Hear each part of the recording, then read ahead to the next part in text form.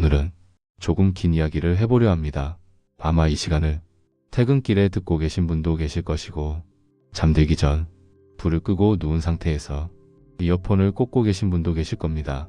하루를 정리하기에도 부족한 시간에 왜 굳이 이렇게 긴 이야기를 꺼내는지 의아하실 수도 있겠습니다. 요즘처럼 하루하루가 바쁘고 생각할 여유조차 부족한 시간에 화폐 시스템의 미래 같은 이야기를 꺼낸다는 건 어쩌면 너무 멀게 느껴질 수도 있습니다. 당장 내일 아침 출근이 걱정이고, 이번 달 카드값이 떠오르고, 아이 학원비 대출이자 월말 고지서가 머릿속을 채우고 있는데 화폐 시스템의 미래라니 지금 내 삶과 무슨 상관이 있을까, 그렇게 느끼셔도 전혀 이상하지 않습니다. 하지만 이 주제는 멀리 있는 이야기가 아닙니다. 어쩌면 지금 우리가 느끼는 막연한 불안, 이유를 정확히 설명하기 어려운 답답함, 열심히 살고 있음에도 계속 따라붙는 불안의 정체를 가장 정직하게 설명해주는 이야기일지도 모릅니다. 우리는 보통 돈에 대해 이야기할 때 가장 먼저 가격을 떠올립니다. 얼마가 올랐는지, 얼마가 떨어졌는지, 지금 사야 하는지, 조금 더 기다려야 하는지. 뉴스도 유튜브도 대부분의 대화는 이 질문에서 시작합니다. 그래서 지금 얼마야? 하지만 오늘은 그 이야기를 하지 않겠습니다. 가격은 늘 결과일 뿐이고, 오늘 이야기하려는 것은 그 결과가 만들어지는 훨씬 더 깊은 층의 이야기이기 때문입니다. 오늘은 돈의 가격이 아니라 돈의 성격에 대한 이야기, 그리고 돈이 어떤 역할을 하도록 설계되어 왔고 지금도 어떻게 바뀌고 있는지에 대한 이야기를 차분히 해보려 합니다. 먼저 과거의 화폐를 잠시 떠올려 보겠습니다. 지금 우리가 쓰는 화폐가 아니라 조금 더 단순했던 시기의 화폐입니다. 과거의 화폐는 역할이 명확했습니다. 돈은 돈답게 행동했습니다. 첫째, 물건과 물건을 교환하는 것을 편리하게 만들어주는 수단이었습니다. 직접 바꾸기 어려운 물건들 사이에서 중간에 끼어 교환을 부드럽게 만들어주는 존재였습니다. 둘째, 노력의 결과를 시간을 넘어 저장할 수 있게 해주는 도구였습니다. 오늘의 수고를 내일로, 다음 해로 옮겨갈 수 있게 해주는 그릇 같은 역할이었습니다. 셋째, 가격과 가치를 비교할 수 있는 공통의 기준이었습니다. 이것이 비싸다, 저것이 싸다를 판단하는 공통 언어였습니다. 이 세 가지 역할만 충실히 수행해도 그 화폐는 충분히 신뢰받을 수 있었습니다. 그런데 지금은 이 세 가지 역할이 조금씩, 하지만 분명하게 서로 다른 방향으로 흩어지고 있습니다. 그리고 바로 이 지점이 앞으로의 화폐 시스템을 이해하는 데 있어 가장 중요한 출발점입니다. 지금의 화폐는 더 이상 단순한 교환 수단에 머물러 있지 않습니다. 화폐는 경제를 조정하는 장치가 되었고, 경기를 식히고 다시 데우기 위한 도구가 되었으며, 정책을 가장 빠르게 전달하는 통로가 되었습니다. 말하자면 화폐는 이제 중립적인 기준이라기보다는 의도를 담은 설계물에 가까워졌습니다. 이 변화는 어느 날 갑자기 선언처럼 등장한 것이 아닙니다. 누군가가 이제부터 돈의 역할을 바꾸겠습니다 라고 말한 적도 없습니다. 대신 위기가 올 때마다, 시장이 흔들릴 때마다, 경제가 불안해질 때마다 조금씩 화폐에 더 많은 역할이 덧붙여졌습니다. 금융위기가 왔을 때 돈은 불을 끄는 소화기 역할을 맡았고, 경기가 얼어붙었을 때 돈은 혈액처럼 흐르도록 강제되었으며, 시스템이 무너질 것 같을 때 돈은 시간을 벌기 위한 완충제가 되었습니다. 그 결과 화폐는 점점 더 관리되어야 할 대상이 되었고, 조종되어야 할 변수가 되었습니다. 이 과정에서 가장 크게 달라진 것은 화폐의 주인입니다. 과거에는 사람들이 믿으면 그것이 돈이 되었습니다. 신뢰가 먼저였고 제도가 그 뒤를 따랐습니다. 하지만 지금은 사람들이 믿어서 쓰는 경우보다 쓰도록 설계되어 있기 때문에 사용하게 되는 경우가 점점 더 많아졌습니다. 금리는 개인의 선택이 아니라 위에서 정해지고, 돈의 양은 자연스럽게 늘어나는 것이 아니라 필요에 따라 조절되며, 유동성은 모든 곳으로 퍼지는 것이 아니라 특정 방향으로 의도적으로 흘러갑니다. 이 시스템은 분명히 장점이 있습니다. 빠르고 강력하며 위기 상황에서 즉각적인 효과를 냅니다. 시스템을 지키는 데에는 아주 효율적인 구조입니다.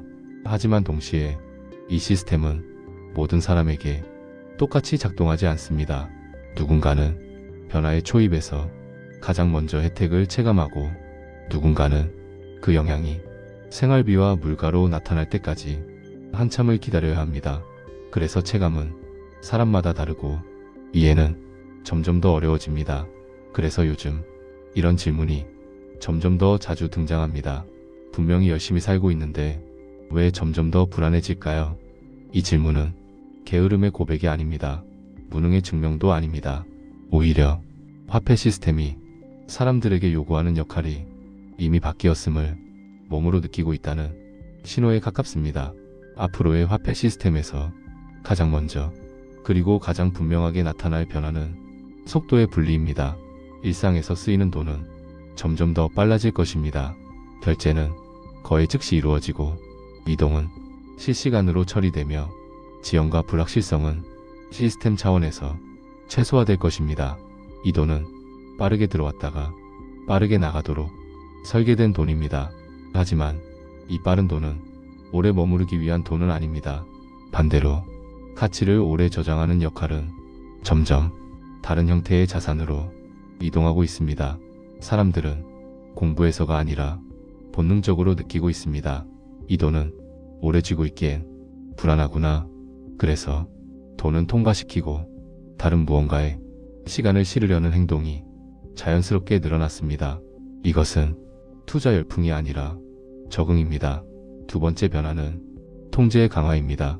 앞으로의 화폐는 점점 더 투명해질 가능성이 큽니다.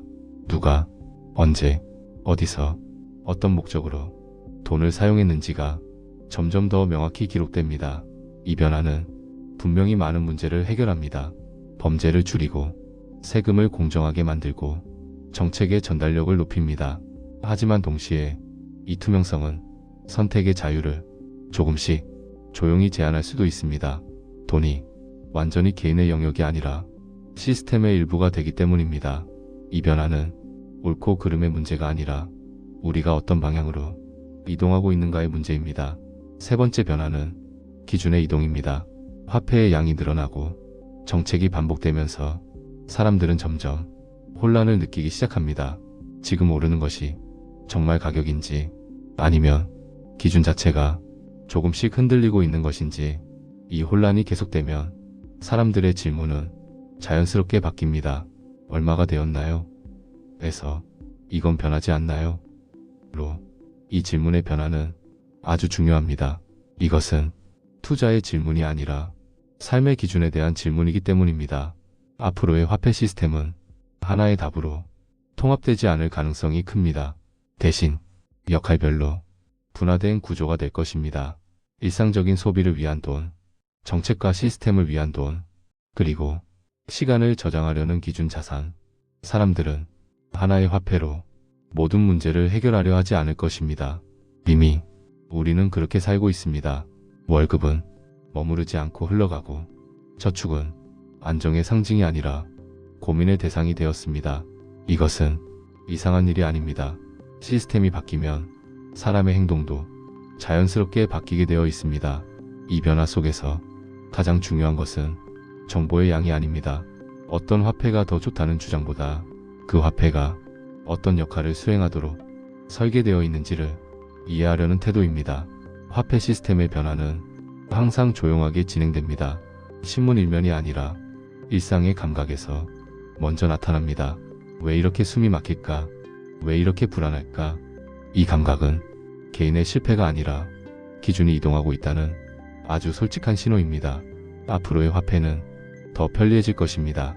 더 빠르고 더 정교해질 것입니다. 하지만 동시에 우리는 더 많은 질문을 스스로에게 던지게 될 것입니다. 이 돈은 지금만 해결해 주는가? 아니면 시간을 통과할 수 있는가? 이 방송은 답을 정해주지 않습니다. 다만 기준이 이동하고 있다는 사실을 조용히 기록합니다. 그리고 그 변화 앞에서 각자의 속도로 생각할 수 있는 시간을 남겨두고 싶습니다. 오늘도 긴 이야기 들어주셔서 감사합니다. 이 채널은 가격을 말하지 않습니다. 타이밍을 말하지 않습니다. 다만 돈의 역할이 바뀌고 있다는 사실을 조용히 이야기합니다. 밤에 듣는 비트코인 라디오입니다.